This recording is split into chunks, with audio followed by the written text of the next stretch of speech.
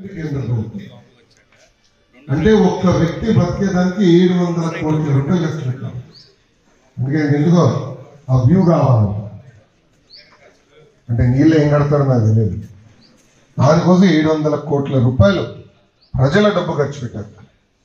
చెత్త పైన కూడా పన్ను విపరీతంగా బాధేస్తున్నారు. అలానే భూగర్భ డ్రైనేజ్ చేశారా? లేదు. సరిగా నీరు అందిస్తున్నారా? లేదు. కానీ ఎప్పుడైతే మంగళగిరిలో పోటీ చేశారో మంగళగిరి నా సొంతం చేసుకున్నా ఆర్గనైజర్ కష్టపడాలి.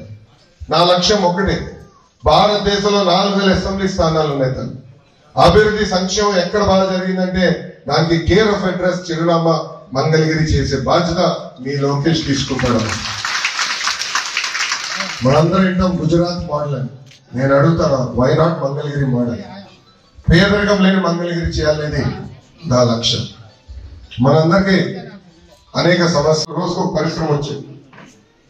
కియా ఎక్కడ తయారు చేశారంటే ఆంధ్రప్రదేశ్. నీరు పక్కనే కృష్ణమ్మ ఉన్న నీరు రాట్లమని ఆ నీటిని శుద్ధి చేసి పైప్ లైన్ ద్వారా మన అపార్ట్మెంట్ బిల్డింగ్ కి నీరు అందించే బాధ్యత కూడా మేము తీసుకుంటాం.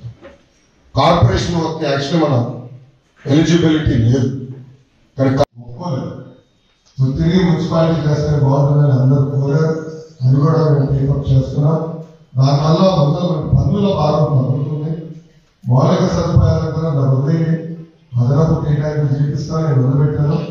నిధులు తీసుకొచ్చి మంగళగిరి నియోజకవర్గాన్ని అభివృద్ధి చేసే బాధ్యత